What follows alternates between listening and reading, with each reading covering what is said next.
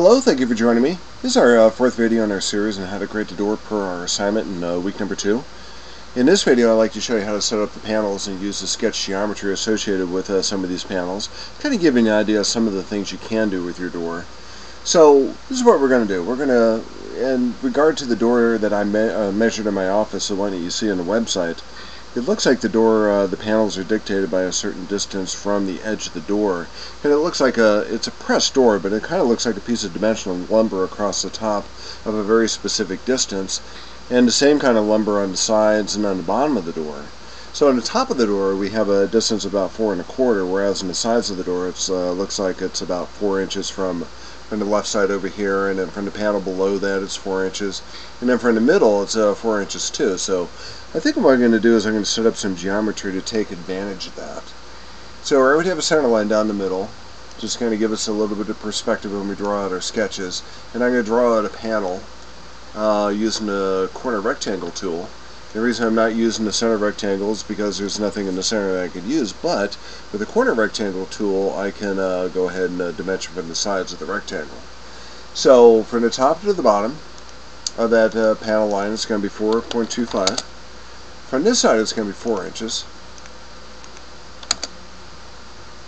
And then from that line to the center line I'm going to go over the other side. I'm going to make that also 4 inches. So then we draw my panel over this side, or if I mirror it on that side, it's going to have that symmetry to it. And then off the bottom, I'm not sure where that's going to be. It's going to be dictated by the panel below that. So I'm going to go ahead and just, for temporarily, just put a dimension over here of maybe about 16 inches. And we're going to erase that later when we do our panel below that, and then we'll continue on from there. So let's do this. Let's do an offset entities. I think it's 1.5 inches, which I already have in there. And I'm going to offset these lines by selecting the chain over here to the inside, and I'm going to make an extrude cut on that. So go to offset, click in this line with the chain selected. I'm going to be able to choose the inside here and pull that dimension out a little bit so we can read a little bit better, and then green check mark. Now I'm going to do an extrude cut. So if I go to features, go to extrude cut, and let's make that 0.4 inches. And what it's going to do, and there's 3 regions it could choose. It could choose the inside region, it could choose the annulus of that region, or it could choose both of them. But automatically it will default to this, where when it comes to a line from a void, it finds an area in here and it'll go ahead and do its feature. And then when it finds that line again, it's going to avoid doing that feature. So for this one, the default setting, what it chooses, and you can see the preview of it, is just going to make that cut, and it's going to go down about 0.4 inches. With your model, you can do whatever you like, whatever distance you want to do. You can make a boss out of it, you can make a cut out of it, however you want to do that. I'm just showing you the geometry associated with a specific door pattern. Your pattern could be the same, or it could be the same, or it could be different. I would encourage something different. And you know, however you want to do your door, with the only parameter being that whatever you do, you need to make sure that when you change the dimensions of the door, everything changes proportionally within the door too.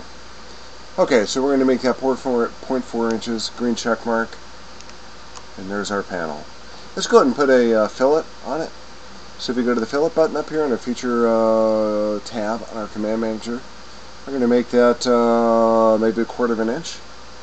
And I'm going to click on each one of these lines. We should be able to do a full preview. See what that looks like. I'm going to make sure that you choose the right line. So what I want to do is choose that top line up here, that top edge, and not this bottom edge. So I'm going to really make it continuous. So there we go, there's our preview. That looks like it's going to work out pretty well. So we're going to go to the green check mark. And then for this one, I'm going to do a chamfer for this one, just to show you 2 different options. One's a fillet, one's going to be a chamfer. And you find the chamfer underneath the fillet option up here on our feature tab of our command manager. And this one I'm going to make it the same distance that we have in depth. We're going to make that 0.4 inches. I'm going to make it a steep angle of 75 degrees so that it actually starts at that line and comes in a bit by about 75 degrees. So let's do this. Let's go ahead and click on this line, and you can see how that's going to work. It's going to go down 0.4 inches. I'm going to click on each one of these top edges and see what that looks like.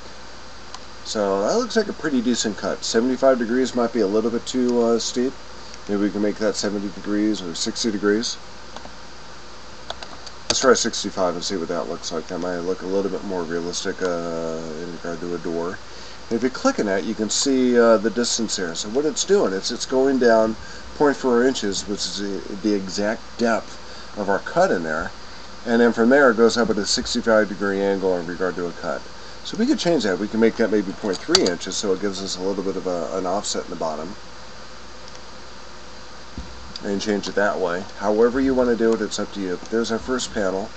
And in the next film, I'm going to go ahead and show you how to continue on with our sketch, keeping these same parameters in here in regard to the features we have, and then we'll propagate that to the other side.